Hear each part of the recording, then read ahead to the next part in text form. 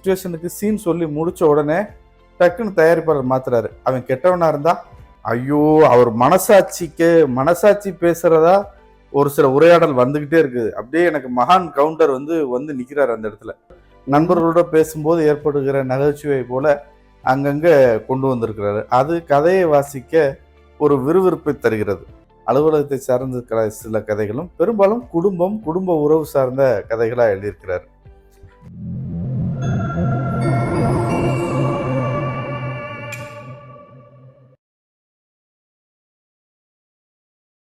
அனைவருக்கும் வணக்கம். இன்னைக்கு ஒரு புத்தகத்தை பற்றி பேசலாமா?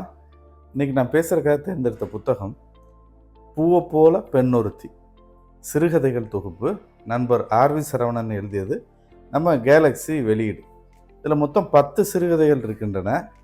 இது முழுவதுமே நகரம் சார்ந்து நகர வாழ்க்கை சார்ந்த சிறுகதைகளாக இவை எல்லாமே எழுதப்பட்டிருக்கின்றன. இந்த நகர வாழ்க்கை அப்படின்றப்ப அலுவலகம் ரொம்ப முக்கியமான ஒன்று. அலுவலகத்தை சார்ந்த சில கதைகளும் பெரும்பாலும் குடும்ப உறவு சார்ந்த கதைகளாக எழுதியிருக்கிறார். இவருடைய சிறுகதைகளை வாசிக்கும்போது உரையாடல்கள் நல்லா இருக்குன்ற விட ரொம்ப எளிமையாக புரிஞ்சுக்கிற மாதிரி உரையாடல் இருக்குது. பெரும்பாலும் நகைச்சுவையாக உரையாடலுக்கு இடையே வலிந்து திணிக்காமல் தானாக நம்ம ஒரு நண்பர்களோட பேசும்போது ஏற்படுகிற நகைச்சுவை போல அங்கங்கே கொண்டு வந்திருக்கிறாரு. அது கதையை வாசிக்க ஒரு விறுவிறுப்பை தருகிறது. அடுத்ததாக நகர வாழ்க்கையை பொறுத்து இருக்கிறதுனாலையும் இந்த நவீன டெக்னாலஜிகள், ஃபோன், இந்த மாதிரி விஷயங்களும் இந்த கதைகளில் அதிகமாக வருது. அதுவும் நம்மை நம்மளுடைய இயல்பு வாழ்க்கையோட நெருக்கமாக பார்க்க வைக்கிற ஒரு உத்தியாக நான் பார்க்குறேன். இந்த கதைகளை தொடர்ந்து வாசிக்கும்போது எல்லா கதைகளையும் கடைசி பத்தியில் நம்மளுக்கு அந்த கதையை பற்றின பார்வையை மாற்றுகிறார். டக்குன்னு ஒரு சூப்பரில் அப்படின்னு சொல்கிற மாதிரி எல்லா கதையுமே அப்படியாக முடிக்கிறது. பூவை போல பெண்ணொருத்தி அப்படின்ற கதை ரொம்ப பூவை போல தான் பெண். ஆனால் அந்த பெண்ணுக்கு அவளுக்கு ஒரு ஏமாற்றத்தையோ அவளை அவருடைய எதிர்பார்ப்புக்கு மீறி தவறான வழியில் எதுவும் செயல்பட்டோம்னா அவள் என்னவா மாறுவா அப்படின்றதுக்கு மிக சிறப்பான கதையாக அந்த கதையிலிருந்து இந்த புத்தகம் தொடங்குது. ரொம்ப ரசித்து வாசிட்டே வந்தேன். சினிமா துறைக்கும் இவருக்கும் ஒரு நெருக்கம் இருக்கிறதுனால ஒரு சில சினிமா கதைகளும் இதில் இருக்குது. குறிப்பாக 2 கதை. இதில் ஒருத்தர் போய் சான்ஸ் கேட்குறாரு ஒரு தயாரிப்பாளர்கிட்ட. ரொம்ப அழகாக இருந்துச்சு அந்த கதை. ஒரே ஒரு சிச்சுவேஷன் சொல்கிறாரு. இந்த பையன் அந்த கதைக்கு அந்த சிச்சுவேஷனுக்கு சீன் சொல்லி முடித்த உடனே டக்குன்னு தயாரிப்பாளர் மாத்துறாரு. அவன் கெட்டவனா இருந்தா அப்படிங்கிறாரு. அப்போ அந்த பையன் அதுக்கு உடனடியாக அந்த கதையை மாற்றி சொல்கிறார். அந்த சீனை ரொம்ப ரசிக்கும்படியாக இருந்தது அந்த கதை.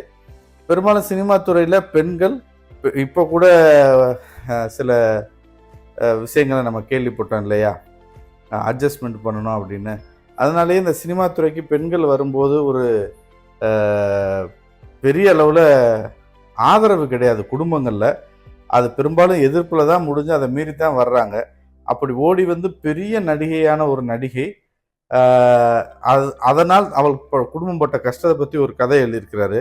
அதை படிக்கும்போது கொஞ்சம் கலக்கமாகவும் இருந்தது. பெரும்பாலும் அரசியல் நிகழ்வுகளை வச்சு கதை எழுதும்போது நகைச்சுவை கூடவே வரும். அதோட கொஞ்சம் நம்ம வாழும் சமூகத்தின் மீது உள்ள ஒரு அதிருப்தியும் நமக்கு வந்துடும் அரசியல் கதைகளை படிக்கும்போது. ஏன்னா அப்படியாகத்தான் நிறைய விஷயங்கள் நடந்துட்டுருக்கு. ஒரு தலைவருடைய சிலை உடைஞ்சதை வச்சு என்னென்ன பிரச்சனை வருது, கடைசியில் அந்த சிலை எப்படி உடைஞ்சுன்னு தெரியும்போது இது மாதிரி தான் நிறைய விஷயங்கள் நமக்கு தெரியாமலே இந்த ஊர்லேயும் உலகத்துலேயும் நடக்குது. அது எதுவும் தெரியாமல் நம்ம தேவையில்லாமல் எதிர்வினையாற்றி பெரிய சிக்கல்லையும் இழப்புகள்லையும் கொண்டு போய் முடிக்கிறோம் அப்படின்ற மாதிரி நம்ம புரிஞ்சுக்கிற முடியுது. இப்படியாக எல்லா கதைகளும் சிறப்பாக இருக்குது. எனக்கு புடவை பிடித்தால் பாக்கியசாலின்னு ஒரு கதை, ரொம்ப சிரிச்சுக்கிட்டே இருந்தேன் அந்த கதை. ஒரே ஒரு சேலையை வாங்கிட்டு ஒரு புருஷன் படுற கஷ்டமாக அந்த கதையை எழுதி முடிச்சுக்கிறாரு. ரொம்ப சிரித்தேன். அதை விட ரொம்ப நான் சிரித்த கதை இன்க்ரிமெண்ட்டுன்னு ஒரு கதை. இன்க்ரிமெண்ட், ஒரு அலுவலகத்தில் ஒருத்தர் போய் மேனேஜர்கிட்ட இன்க்ரிமெண்ட் கேட்க போகிறாரு.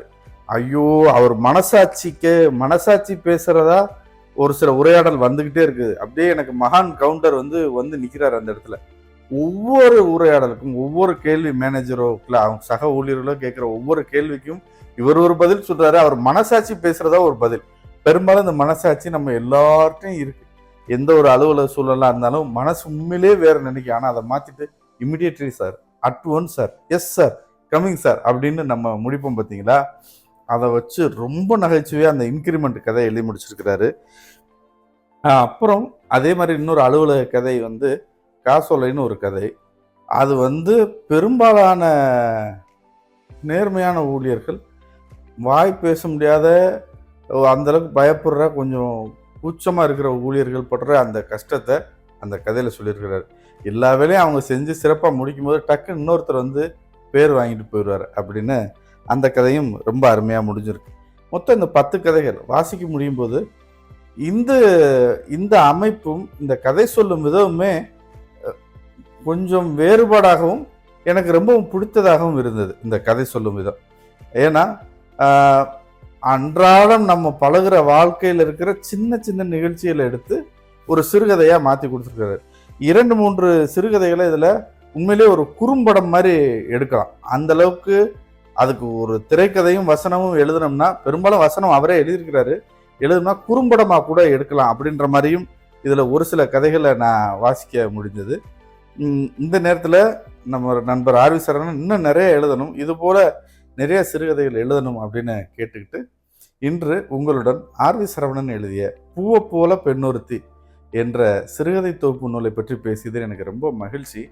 நன்றி, வணக்கம்.